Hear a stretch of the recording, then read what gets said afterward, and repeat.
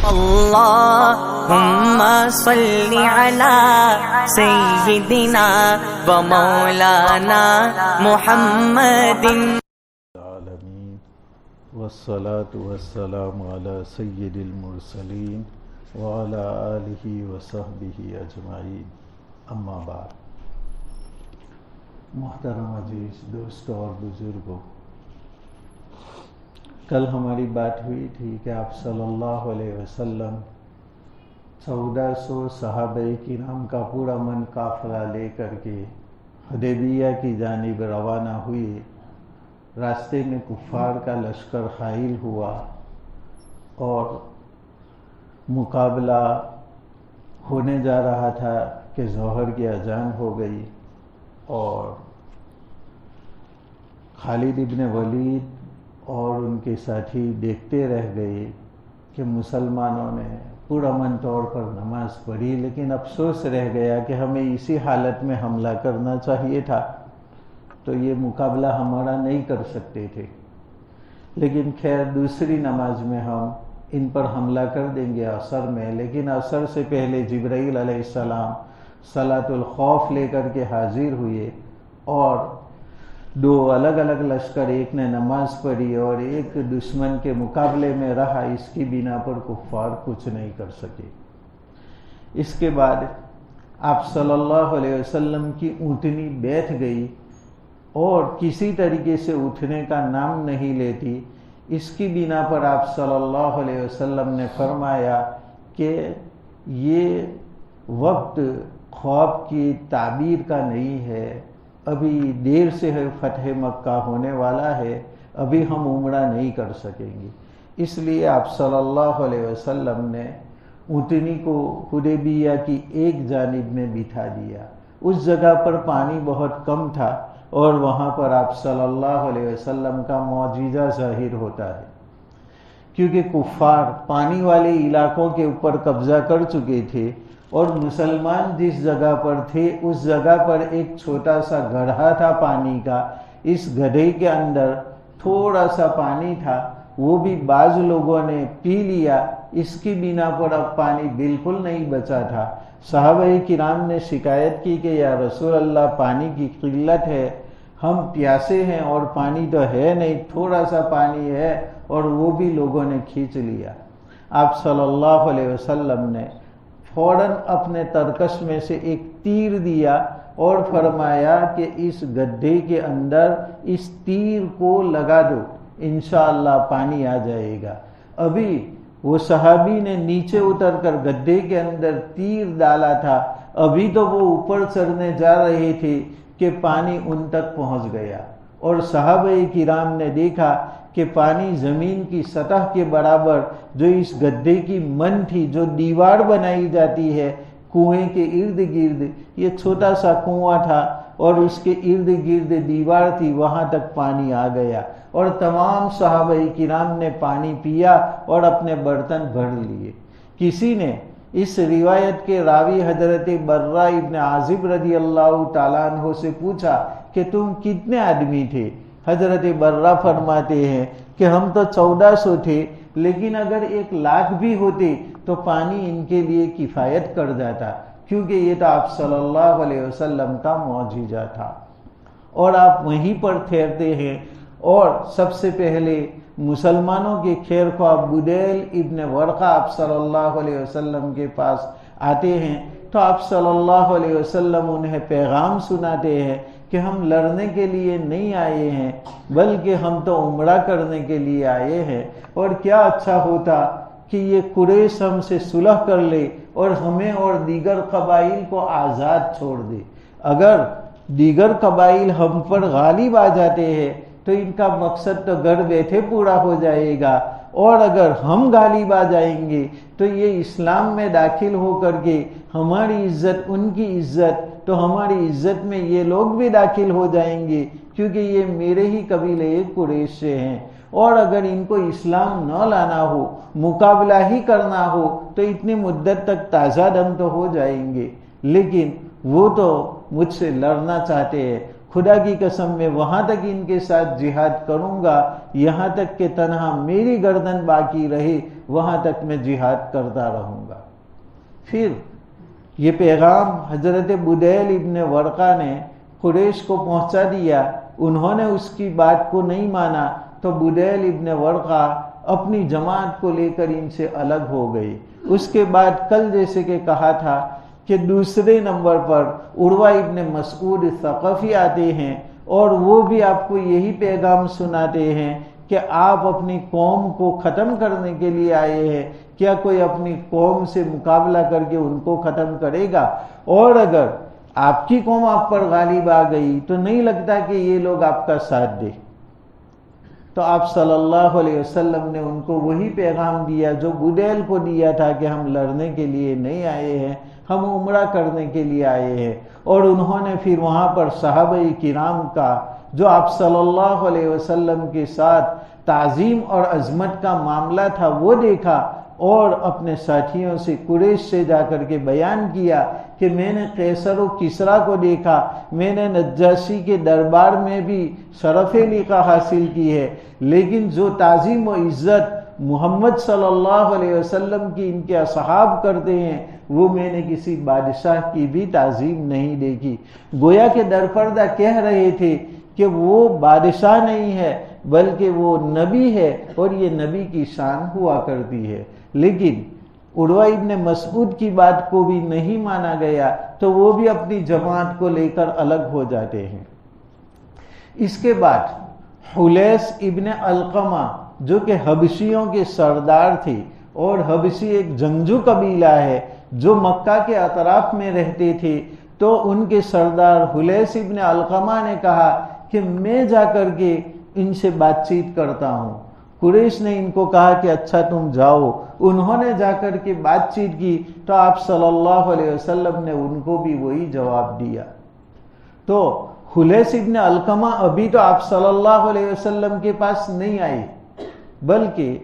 آپ صلی اللہ علیہ وسلم نے حلیس ابن علقمہ کو دور سے دیکھا تو آپ صلی اللہ علیہ وسلم نے فرمایا کہ یہ حبشیوں کے سردار حلیس یہ ہدی اور قربانی کے جانوروں کی خوب زیادہ تعظیم کرتے ہیں، لہذا ان کے سامنے جانور کو کر دیا جائے تاکہ وہ دیکھ لے۔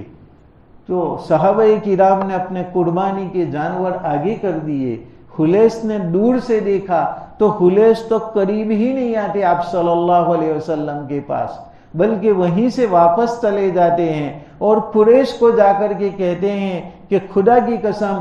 ان کا لڑنے کا ارادہ بالکل نہیں ہے، میں نے اپنی آنکھوں سے قربانی کے جانوروں کو دیکھا، وہ تو عمرہ کرنے کے لیے آئے ہیں، اس لیے ان کو روکنا نہیں چاہیے۔ تو قریش نے کہا کہ تو جنگلی آدمی ہے، تو پاگل جیسا آدمی ہے، تو ہمارے ساتھ بات چیت مت کر۔ تو حلیس ابن علقمہ نے کہا کہ تم مجھے پاگل کہتے ہو، بلکہ مکہ مکرمہ اور کعبۃ اللہ کی زیارت سے تو کسی دشمن کو بھی نہیں روکا جاتا، اور میں نے جو تم سے عہد کیا اور میری قوم کا جو تمہارے ساتھ معاہدہ ہے، اس کا یہ مطلب نہیں کہ تم کسی مکہ مکرمہ اور بیت اللہ کی زیارت کرنے والے کو بھی تم روک دو، اس بات پر ہمارا معاہدہ نہیں ہوا، اگر تم ہماری بات نہیں مانتے تو میں اپنے قبیلے کو لے کر کے تم سے الگ ہو جاتا ہوں۔ یہ بھی الگ ہو گئی۔ اس کے بعد اخیر میں مقرز ابن حفص یہ مسلمانوں سے بات چیت کرنے کے لیے آتا ہے، آپ صلی اللہ علیہ وسلم نے دور سے دیکھا مقرز کو تو آپ نے فرمایا کہ یہ بدترین آدمی آ رہا ہے، یہ دھوکے باز آدمی آ رہا ہے، اور اس نے آ کر کے آپ صلی اللہ علیہ وسلم سے گفتگو کی تو آپ نے ان کو وہی جواب دیا جو پہلے دو کو دے چکے تھے، چونکہ پہلے دو بدیل ابن ورقہ اور عروہ ان دونوں کو رہے، تیسرے وہ تو حلیس ابن علقمہ وہ تو قریب میں ہی نہیں آئے تھے، قربانی کے جانور دیکھ کر کے ہی واپس چلے گئے تھے۔ تو مقرز ابن حفص کو آپ صلی اللہ علیہ وسلم نے وہی جواب دیا کہ ہم تو عمرہ کرنے کے لیے آئے ہیں، لڑنے کا کوئی ارادہ نہیں ہے، وہ لوگ اگر صلح کر لے تو اچھا ہے، ویسے بھی لڑ کر کے یہ لوگ کمزور ہو چکے ہیں۔ مقرز ابن حفص بھی چلے گئے۔ اس کے بعد آپ صلی اللہ علیہ وسلم نے سوچا کہ میں اپنے اندر سے کسی صحابی کو مکہ مکرمہ میں بھیجو تاکہ وہ کفار مکہ کے ساتھ بات چیت کرے۔ تو آپ نے حضرت عمر رضی اللہ تعالیٰ عنہ کو بلایا اور حضرت عمر کو کہا کہ آپ مکہ جاؤ اور ان لوگوں کو پیغام پہنچاؤ کہ ہمیں لڑنا نہیں ہے، عمرہ کرنا ہے، ہمیں عمرہ کر لینے دو، ہم عمرہ کریں گے، قربانی کریں گے، واپس چلے جائیں گے۔ حضرت عمر رضی اللہ تعالیٰ عنہ نے فرمایا کہ یا رسول اللہ، قریش کے ساتھ میری دشمنی تو مشہور ہے، میں جاؤں گا تو صلح تو کیا ہوگی بلکہ ایک جنگ چھڑ جائے گی، کیونکہ حضرت عمر رضی اللہ تعالیٰ عنہ کی اسلام کے بارے میں سختی بڑی مشہور ہے۔ جب ہجرت کا موقع تھا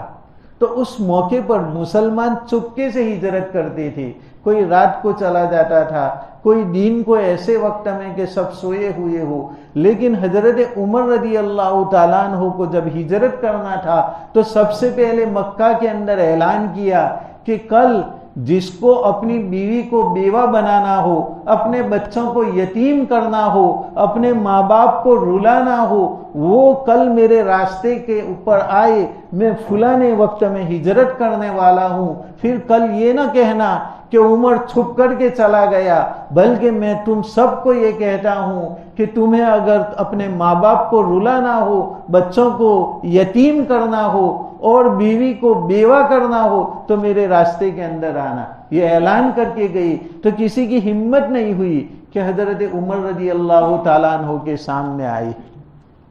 اور حضرت عمر رضی اللہ تعالیٰ عنہ جب شروع میں اسلام لائے، پہلے اپنی بہن کا جو واقعہ پیش آتا ہے وہ سب مشہور ہے، اس وقت اس کی بات کرے تو خاصا وقت چلا جائے گا، لیکن سب کو یاد ہوگا کہ بہن کو بھی مارا، بہنوئی کو بھی مارا، اور اس کے بعد اسلام لے آتے ہیں۔ تو پھر آپ صلی اللہ علیہ وسلم سے اسی دن کہتے ہیں کہ یا رسول اللہ، ہم کعبۃ اللہ میں جا کر کھلے عام عبادت کریں گے، یہ چھپ کر کیوں عبادت کرے؟ پہلے ہی دن کہنے والے یہ حضرت عمر رضی اللہ تعالیٰ عنہ تھے۔ آپ صلی اللہ علیہ وسلم نے فرمایا کہ عمر ابھی وقت نہیں آیا ہے، ہم جائیں گے۔ حضرت عمر رضی اللہ تعالیٰ عنہ نے فرمایا کہ یا رسول اللہ، یہ حضرت حمزہ بھی ہے، یہ بھی بہادر ہے، میں آگے رہوں گا، حضرت حمزہ پیچھے رہیں گے، اور ہم کسی طریقے سے بیت اللہ میں نماز پڑھے۔ آپ صلی اللہ علیہ وسلم نے ان کی بات کو مان لیا اور وہ وقت طے فرمایا جس وقت میں وہاں پر بھیڑ بھاڑ کم ہو، کیونکہ کفار کا غلبہ تھا اس بنا پر۔ لیکن حضرت عمر رضی اللہ تعالیٰ عنہ نے ایک آدمی جس کے پیٹ کے اندر کوئی بات نہیں رہتی تھی، وہ دوسرے کو بتلا ہی دیتا تھا۔ بعض لوگوں کو ایسا ہوتا ہے کہ پیٹ میں کوئی بات نہیں رہتی، گیس بن جاتی ہے، جب تک نکالے نہیں منہ سے وہاں تک اس کا پیٹ کھلا رہتا ہے۔ تو حضرت عمر نے اس آدمی کو بلا کر کے کہا کہ تجھے معلوم ہے میں مسلمان ہو گیا اور ابھی ہم نماز پڑھنے کے لیے آنے والے ہیں اس وقت پر، بس کیا سوچنا۔ اس کے بعد وہ آدمی تو فوراً وہاں سے دوڑا بھاگا، ایک قبیلے کو کہا، دوسرے قبیلے کو، بات عام کر دی۔ لیکن اس وقت ابھی کسی کی ہمت نہیں ہوتی کہ اب مسلمانوں کو روک سکے۔ حضرت عمر رضی اللہ تعالیٰ عنہ کا یہ خوف تھا، اور اس مقررہ وقت کے اوپر آپ نے پہلی مرتبہ علل اعلان مسلمانوں کی جمع غفیر کے ساتھ نماز پڑھی۔ یہ حضرت عمر تھے۔ تو حضرت عمر کا غصہ چونکہ مشہور تھا، ان کی سختی بھی مشہور تھی، اس لیے حضرت عمر نے فرمایا کہ میں مکہ جاؤں گا تو میری تو عداوت ان سے بہت زیادہ مشہور ہے، تو صلح تو کیا ہوگی بلکہ بات بگڑ جائے گی، اور میرے قبیلے کا کوئی آدمی بنو عدی کے اندر ایسا نہیں ہے جو میری حمایت کرے۔ اس کے لیے میں ایک نام بتاتا ہوں کہ وہ اپنے قبیلے کی وجہ سے مکہ مکرمہ میں بھی بہت زیادہ معزز ہے، اور وہ ہے حضرت عثمان غنی رضی اللہ تعالیٰ عنہ۔ بنو امیہ ان کا خاندان ہے، اور اس خاندان کے اندر یہ معزز ہے، اور بنو امیہ کی ایک عزت ہے، اس بنا پر وہ حضرت عثمان کو کچھ نہیں کر سکیں گے، اس لیے ان کو بھیجو۔ آپ صلی اللہ علیہ وسلم نے حضرت عثمان رضی اللہ تعالیٰ عنہ کو بلایا اور بلا کر کے کہا کہ عثمان، تمہیں مکہ مکرمہ جانا ہے اور وہاں جا کر کے یہی بات کہنا ہے کہ تم ویسے بھی لڑ کر کے کمزور ہو چکے ہو، اور ابھی ہم لڑائی کے لیے نہیں، عمرہ کرنے کے لیے آئے ہیں، اس لیے ہم کو عمرہ کر لینے دو، قربانی کے بعد ہم چلے جائیں گے، اور تم صلح کر لو اور ہمیں اور دیگر قبائل کو آزاد چھوڑ دو، اگر وہ غالب آ گئے تو تمہاری مراد گھر بیٹھے حاصل ہے، اور اگر ہم غالب آ جائیں گے تو تم پھر مسلمان بن جاؤ گے، تو ہماری عزت تمہاری عزت ہوگی، اور اگر لڑنا ہو تو اتنی مہلت کی مدت کے اندر تمہارے اندر طاقت بھی تو آ جائے گی۔ اس طریقے سے ان کو پیغام پہنچاؤ۔ اور مکہ مکرمہ میں بہت سارے مسلمان کمزور جو کہ ہجرت نہیں کر سکے کمزوری کی بنا پر، تو ان ضعفائے مسلمین کو، ان مردوں اور عورتوں کو خوشخبری سنا دینا کہ عنقریب فتح کا وقت آئے گا، اور عنقریب اب مکہ فتح ہو جائے گا، اور تمہیں اپنا اسلام چھپانے کی ضرورت نہیں رہے گی، علل اعلان تم اسلامی احکام کو ادا کر سکو گے، یہ خوشخبری بھی ان کو سنا دینا۔ حضرت عثمان غنی رضی اللہ تعالیٰ عنہ اللہ کا نام لے کر کے جاتے ہیں، سامنے ہی بلدہ کے مقام پر جو طائف کے قبیلے والے بیٹھے ہوئے تھے، انہوں نے پوچھا کہ عثمان کیا ارادہ ہے؟ تو حضرت عثمان نے آپ صلی اللہ علیہ وسلم کا پیغام رکھ دیا کہ ہمیں جانے دو، فقط عمرہ کرنا ہے، وہ پورا پیغام۔ انہوں نے کہا کہ تم واپس چلے جاؤ اپنے ساتھی کے ساتھ، اور اپنے ساتھی کو یہ بات سنا دو کہ یہ ہرگز نہیں ہوگا، ہم مکہ میں تم کو نہیں آنے دیں گے، ہاں تمہیں پیغام پہنچانا ہے ہمارے سرداروں تک تو تم جا سکتے ہو۔ حضرت عثمان غنی رضی اللہ تعالیٰ عنہ آگے بڑھتے ہیں مکہ مکرمہ کی جانب۔ مکہ مکرمہ سے ابھی تو باہر تھے کہ ان کا زمانے جاہلیت کا ایک دوست عبان ابن سعید، ان کی ملاقات ہوتی ہے، اور وہ بہت گہرے ان کے دوست تھے۔ انہوں نے سواری سے اتر کر کے گرم جوشی کے ساتھ ان کا استقبال کیا اور فرمایا کہ عثمان کیسے تمہارا مکہ مکرمہ میں ایسے حالات کے اندر آنا ہوا؟ تو انہوں نے آپ صلی اللہ علیہ وسلم کا پیغام بتلایا کہ یہ پیغام لے کر کے، صلح اور امن کا پیغام لے کر کے مجھے مکہ کے سرداروں کے پاس جانا ہے، اور ہمارے ضعفائے مسلمین کو بھی ایک پیغام پہنچانا ہے۔ عبان ابن سعید، ان کا جو قبیلہ تھا بنو سعید، وہ بھی بہت زیادہ معزز تھا، ان کی بنا پر عبان ابن سعید کی بھی پورے مکہ کے اندر عزت تھی۔ عبان ابن سعید نے کہا کہ عثمان تم آؤ اور میرے اونٹ کے اوپر، پیچھے نہیں میرے آگے بیٹھ جاؤ۔ آگے بٹھایا اور پورے مکہ کا گشت کرایا اور اعلان کر دیا کہ یہ عثمان ابن عفان میری پناہ کے اندر ہے، اور وہ خاص میشن کے لیے آئے ہوئے ہیں، اس لیے کوئی بھی اس کے ساتھ کوئی چھیڑ چھاڑ کرنا نہیں ہے۔ بس ان کی وجہ سے حضرت عثمان غنی رضی اللہ تعالیٰ عنہ کو امن مل گیا۔ عبان ابن سعید جو ابھی تو مشرک تھے، بعد میں وہ بھی مسلمان ہو جاتے ہیں، لیکن اسی شرک کی حالت میں بھی انہوں نے حضرت عثمان غنی رضی اللہ تعالیٰ عنہ کا ساتھ دیا، اور فرمایا کہ عثمان بے خوف و خطر تمہارے نبی کا جو بھی پیغام ہے تم تمام سرداروں کو پہنچا دو، کوئی بھی تمہیں کچھ نہیں کر سکے گا، تمہارا بال بھی بیکا ہونے والا نہیں ہے، اور تمہارے مسلمانوں کو بھی جو پیغام پہنچانا ہے وہ پہنچا دو۔ حضرت عثمان غنی رضی اللہ تعالیٰ عنہ مکہ کے ایک ایک سردار کے پاس گئے، ان کو جا کر کے سمجھایا کہ دیکھو ہمیں لڑنا نہیں ہے، ہمیں عمرہ کرنا ہے، عمرہ کر لینے دو، اس کے بعد ہم جانوروں کی قربانی کریں گے، ہم چلے جائیں گے، اور ویسے بھی تم تو کمزور ہو چکے ہو، لڑ کر کے تمہارا پیشہ ہی لڑنا ہو چکا ہے، تو اب طاقت حاصل کرنے کے لیے کچھ زمانے تک تم ہمارے ساتھ صلح کر لو، اور اس صلح کے زمانے سے تم قوت حاصل کرو۔ اتنے عرصہ میں دیگر عرب نے اگر ہم کو ہرا دیا تو تمہارا مقصد حاصل ہے، ورنہ اگر ہم غالب آ جائیں گے تو پھر تم بھی مسلمان ہو جاؤ تو ہماری عزت تمہاری عزت ہے۔ لیکن انہوں نے کہا کہ نہیں، ایسا ہرگز نہیں ہو سکتا، ہم تم کو اس سال ہرگز نہیں آنے دیں گے، مکہ میں ہم نہیں آنے دیں گے، کیونکہ ان کو اپنی انا کہ پھر میرا کیا ہوگا، ہماری ایک شاخ ہے، لوگ جانتے ہیں کہ قریش جو چاہتے ہیں وہ ہوتا ہے، اور جب لوگوں کو پتہ چلے گا کہ قریش نے محمد صلی اللہ علیہ وسلم کو روکنا چاہا تو ابھی وہ نہیں رکے اور زبردستی داخل ہوئے تو ہماری کیا عزت رہ جائے گی. بس ایک اپنی انا کو تسکین دینے کے لیے پیارے پیغمبر صلی اللہ علیہ وسلم کو، اللہ کے حبیب کو اللہ کے گھر میں آنے سے روکا جا رہا ہے، صرف اپنے انا کی تسکین کے لیے، ورنہ وہ کسی دشمن کو بھی کعبۃ اللہ کی زیارت سے روکتے نہیں تھے. لیکن یہاں پر انہوں نے روکا کہ لوگوں میں بات پھیل جائے گی تو پھر ہماری آبرو اور عزت کیا رہ جائے گی، اس لیے انہوں نے کہا کہ ایسا ہرگز ہوگا نہیں. پھر حضرت عثمان غنی رضی اللہ تعالیٰ عنہ نے کمزور مسلمانوں کو جمع کیا اور ان کو پیغام پہنچایا کہ دیکھو اب تمہیں گھبرانے کی ضرورت نہیں ہے، عنقریب اللہ تعالیٰ راستہ کھولنے والا ہے، اور ہمارے نبی صلی اللہ علیہ وسلم نے یہ خوشخبری دی ہے کہ اب تم کھل کر کے بعد میں عبادت کر سکو گے. مسلمان اس سے خوش ہو گئے اور ہمارے نبی کریم صلی اللہ علیہ وسلم کو سلام بھی کہلا بھیجا.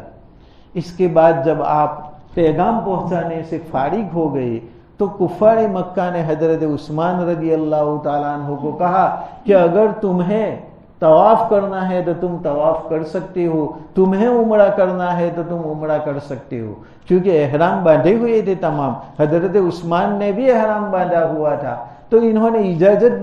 دی کہ تم کو اجازت ہے. حضرت عثمان رضی اللہ تعالیٰ عنہ نے فرمایا کہ خدا کی قسم میرے نبی کے عمرہ کرنے سے پہلے میں ہرگز عمرہ نہیں کر سکتا، سب سے پہلے میرے نبی عمرہ کریں گے اور وہ اجازت دیں گے تو میں عمرہ کروں گا. اور ادھر وہاں پر حدیبیہ میں باتیں ہو رہی تھی کہ عثمان تو اپنے قبیلے کے اندر معزز ہے، اس لیے وہ تو بڑے احترام کے ساتھ وہاں پر رہتا ہوگا اور بڑے احترام کے ساتھ طواف کے بھی مزے لے رہا ہوگا. تو ہمارے نبی صلی اللہ علیہ وسلم نے فرمایا کہ تم نے یہ کیا کہا؟ خدا کی قسم وہ 3 دن تو کیا 300 دن بھی رہے تو بھی میری اجازت کے بغیر وہ عمرہ نہیں کریں گے. مجھے ان کے اوپر اتنا زیادہ اعتماد ہے. واقعی میں حضرت عثمان رضی اللہ تعالیٰ عنہ نے ایسا ہی کیا. ابھی حضرت عثمان رضی اللہ تعالیٰ عنہ مکہ معظمہ کے اندر تھے. اسی دوران یہ مکریز ابن حفص اس کی سرکردگی کے اندر 50 کے قریب لڑنے والے لوگ موقع کے انتظار میں آپ صلی اللہ علیہ وسلم کے قریب چلے گئے کہ موقع پا کر کے ہم اس نبی کو ختم کر دے تاکہ قصہ تمام ہو جائے. اور آپ صلی اللہ علیہ وسلم نے پہلی مرتبہ فرمایا تھا کہ یہ مکرز ابن حفص غدار ہے اور دھوکے باز ہے. یہ واقعہ بھی یہاں پر پورا ہوا. اسی نے حالانکہ وہ صلح کے در پہ بھی آیا ہوا تھا لیکن اب وہ خود ہی حملہ کرنا چاہتا ہے. اور آپ صلی اللہ علیہ وسلم کی حفاظت کے لیے ایک صحابی محمد ابن مسلمہ وہاں پر کھڑے تھے. انہیں پتہ چل گیا تو 50 کے 50 آدمیوں کو اپنی گرفت میں لے لیا اور قید کر کے آپ صلی اللہ علیہ وسلم کی بارگاہ میں پیش کیا کہ یا رسول اللہ یہ چپکے سے آپ کے اوپر حملہ کرنا چاہتے تھے. قریش میں یہ خبر پھیل گئی کہ ہمارے 50 آدمیوں کو قید کر لیا گیا ہے. تو پھر دوسرے 10-12 نوجوان آپ صلی اللہ علیہ وسلم کے مقابلے کے لیے آئے اور 10-12 لوگوں نے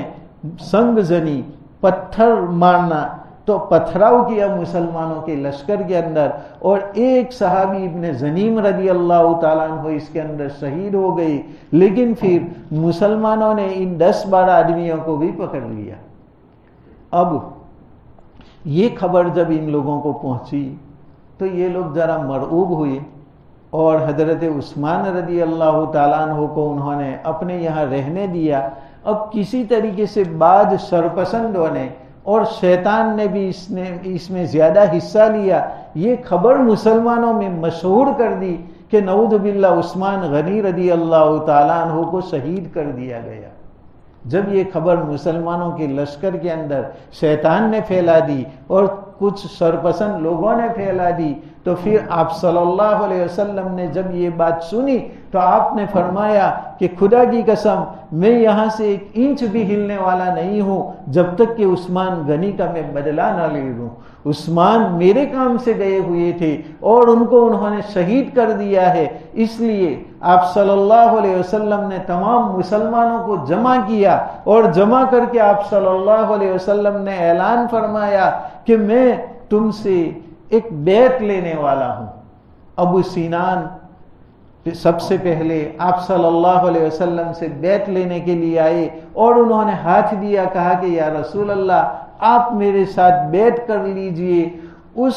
بدلے میں جو میرے دل کے اندر ہے۔ آپ صلی اللہ علیہ وسلم نے پوچھا کہ تیرے دل میں کیا ہے؟ تو فرمایا کہ میرے دل کے اندر یہ بات ہے کہ جب تک آپ کو غلبہ حاصل نہ ہو وہاں تک میں لڑتا رہوں گا،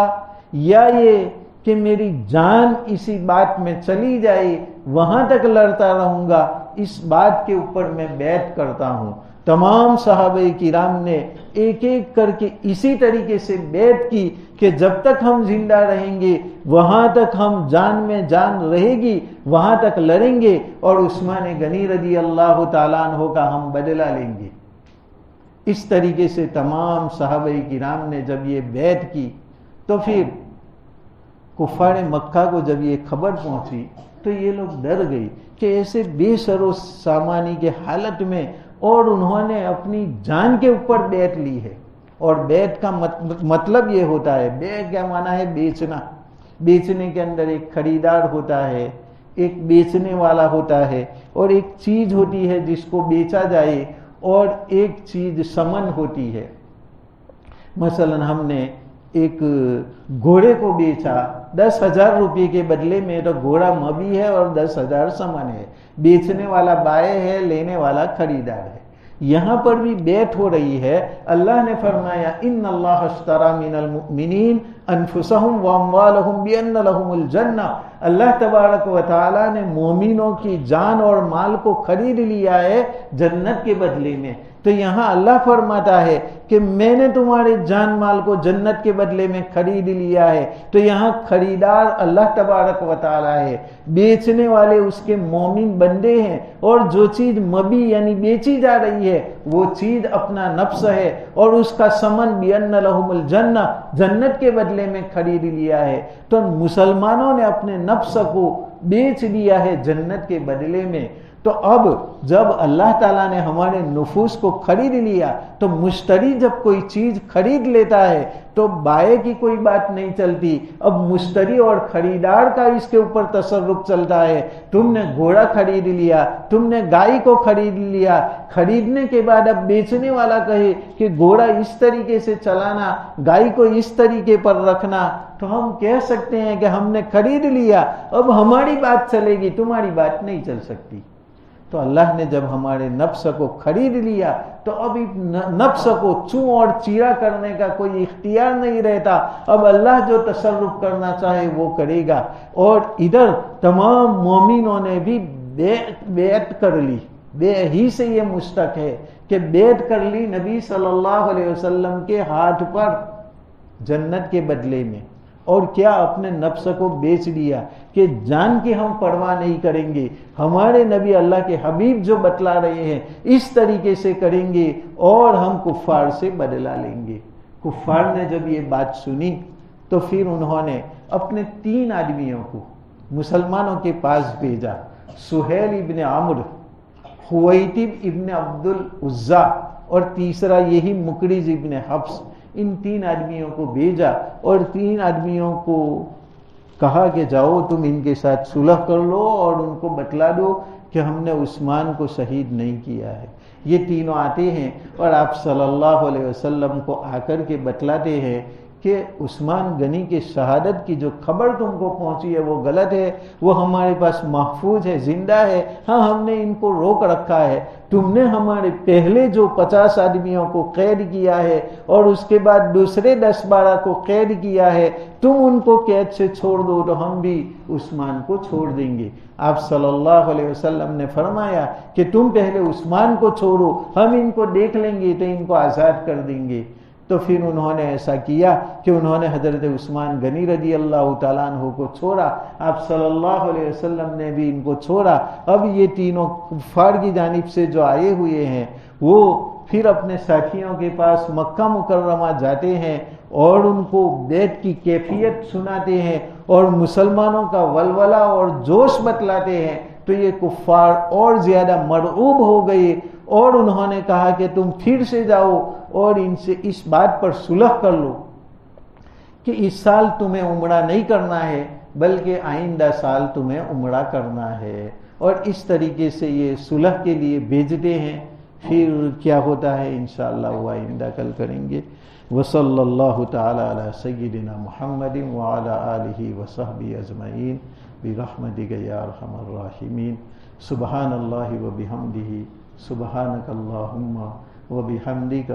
ونشہد ان لا الہ الا انت، نستغفرک ونتوب الیک۔